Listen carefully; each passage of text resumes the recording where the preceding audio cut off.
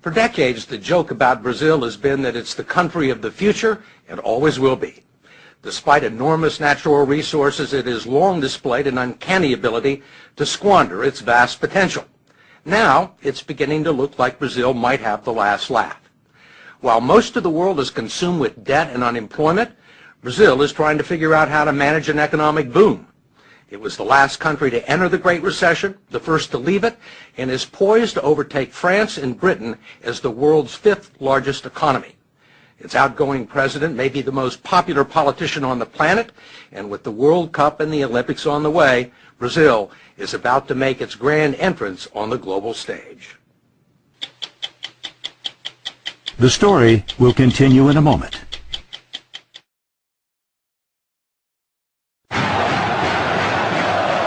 When most people think of Brazil, they think of its passion and excellence in soccer. Not of skyscrapers in Sao Paulo, the financial hub of a fledgling economic superpower. They think of the pulsating beat of the samba and carnival, not commodities or the world's largest cattle industry. They see the beaches of Ipanema and Copacabana and breathtaking vistas. It's quite a view. Yes, incredible, huh? Not Brazilian tycoons like Ike Batista, who has the best view in Rio, not to mention a net worth of $27 billion. How do most Americans see Brazil? They think Buenos Aires is the capital of Brazil, so they mix us with other countries around South America. Most powerful country in South America? GDP-wise, we are bigger than all the other countries together. And, you know, in the last 16 years, Brazil has put its act together. This is it. Hello, time for Americans to wake up. With most of the world's economy stagnant, Brazil's is growing at 7%, 3 times faster than America. It is a huge country, slightly larger than the continental U.S., with vast expanses of arable farmland, an abundance of natural resources, and 14% of the world's fresh water. 80% of its electricity comes from hydropower. It has the most sophisticated biofuels industry in the world, and for its size, the world's greenest economy. Brazil is already the largest producer of iron ore in the world and the world's leading exporter of beef, chicken, orange juice, sugar, coffee, and tobacco, much of it bound for China, which has replaced the U.S. as Brazil's leading trade partner. And Brazil has the size to match China's appetite. You have it's a big everything. dragon on the other side. You have everything they need. We have, yes. You need the Brazil to basically fulfill the Chinese needs. Batista, who has interests in mining, transportation, and oil and gas, is building a huge superport complex north of Rio with Chinese investment that will accommodate the world's largest tankers and speed delivery of iron ore and other resources to Asia. But it's not just commodities that are driving the Brazilian boom. The country has a substantial manufacturing base and a large auto industry.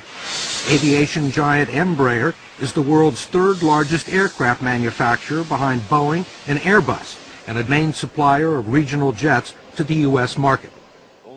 Ike Batista says the one thing that Brazil could use more of is skilled labor.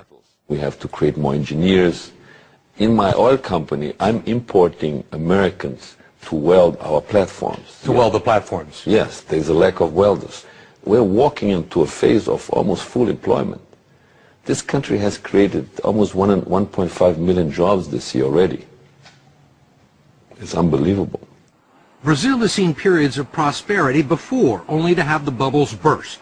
It spent billions in the 50s and 60s moving its capital to a barren savanna near the middle of the country where it built Brasilia, a futuristic city right out of the Jetsons. Then it borrowed billions more to develop the country's interior. Corruption and ineptitude eventually led to a financial collapse, 2,000% inflation, and at the time, the largest financial rescue package in the history of the International Monetary Fund. Then a few years later, this man walked into the president's office. President Luiz Inácio Lula da Silva known simply as Lula, is a former metal worker with a fourth-grade education and a doctorate in charisma.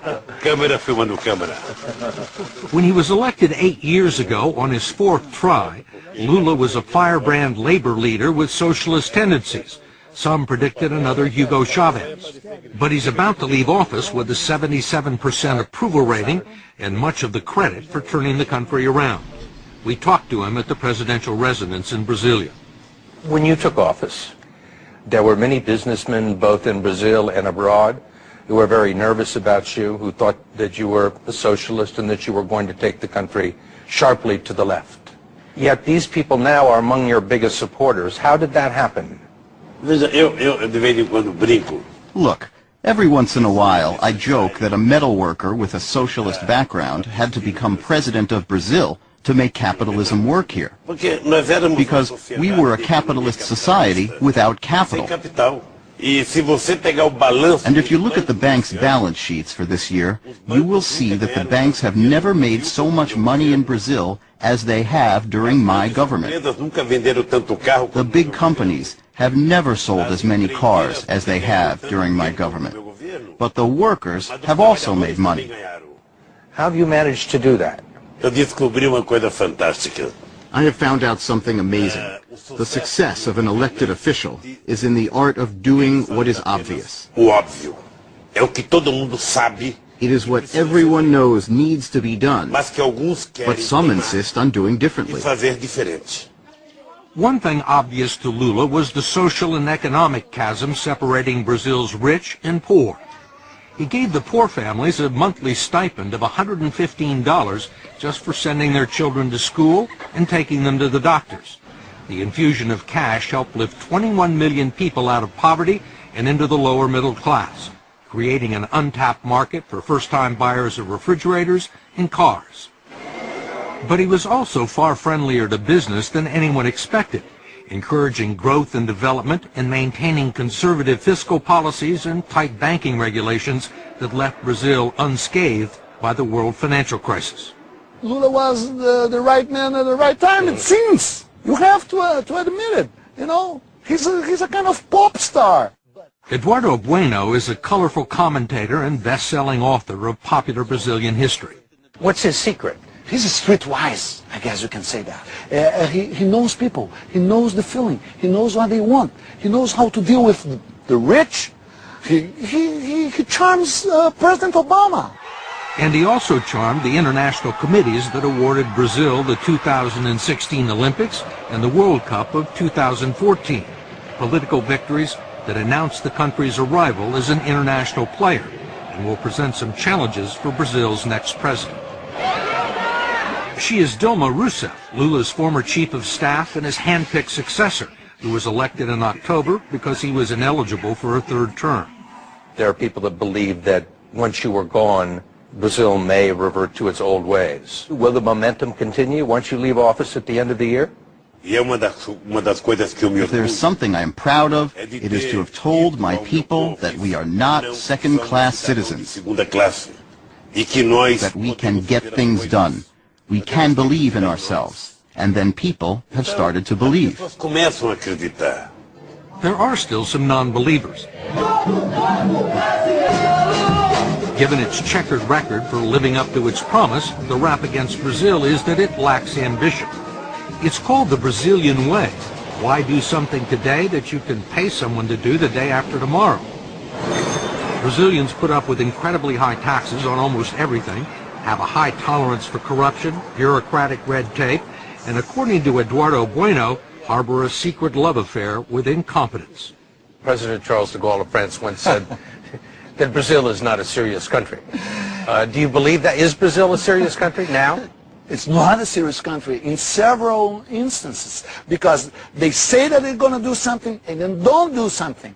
Here in Rio de Janeiro, you can invite someone to your house, they say they're going to come and they don't show up and they don't think it's, no, who cares? But how can you do business in a loose way? How can you run a country in a loose way? While many in Brazil's cities lust for first world status, the third world is never far away. For decades, Brazil ignored the festering slums known as favelas, which wrap around Rio, overlooking some of the most valuable real estate in the city. They have been staging areas for street crime against tourists and safe havens for drug gangs so well armed that they brought down a police helicopter a few years ago with heavy machine gun fire. Finally, after years of looking the other way, the military police have begun to move in. In recent weeks, some parts of Rio have been a battle zone, with drug traffickers burning buses near some of the sports venues. But so far, the police have pacified 13 of the most dangerous favelas, and there are 27 more to go. This is a revolution. I myself did not believe this 3 years ago. There is a solution for slums all over Brazil. But there are also some massive problems with infrastructure. If the road to Brazil's future is long and wide, it is also jammed with traffic and filled with potholes. 90% of the roads in the country are still unpaved, and in the cities there's not much in the way of public transportation. And already there are major delays in the building and renovating of stadiums for the 2014 World Cup. FIFA, the World Soccer Organization, says Brazil is way behind in making preparations for the World Cup. Will the country be ready? Primeiro, nós precisamos tomar cuidado. Look, first, we need to be careful about European perfectionism, because everything that happens here in the South, they think they know better than us. Então, Well, the Europeans may put their minds at ease because we will organize the most extraordinary World Cup ever. What they didn't make in 500 years, they want to make in 4, because the World Cup is going to be in Brazil. You think they'll be ready? No, I don't think it's going to be ready, especially because Brazilians don't mind to be late. You know, they think, just get a little late. What's the problem? They're going to be planting the grass while the ball was already rolling. Whatever happens in Brazil, no one will be able to blame it on a lack of money.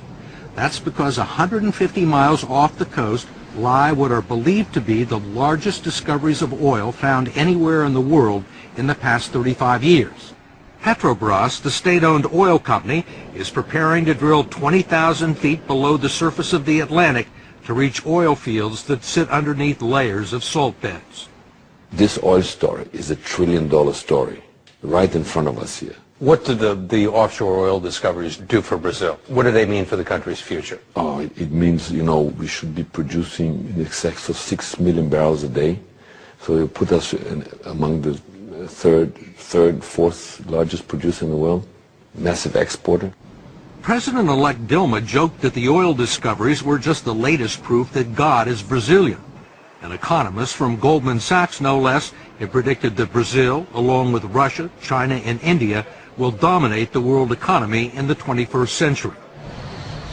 If it happens, Brazil would be a different kind of superpower, one that would rather make love, not war. It has no nuclear arsenal, and aside from contributing a small number of troops to the Allied cause in 1944, Brazil hasn't fought a war since 1870. Why fight with all the pleasures, beach and sun? War? Forget it. Soccer? Let's watch a soccer game. Let's go to the beach.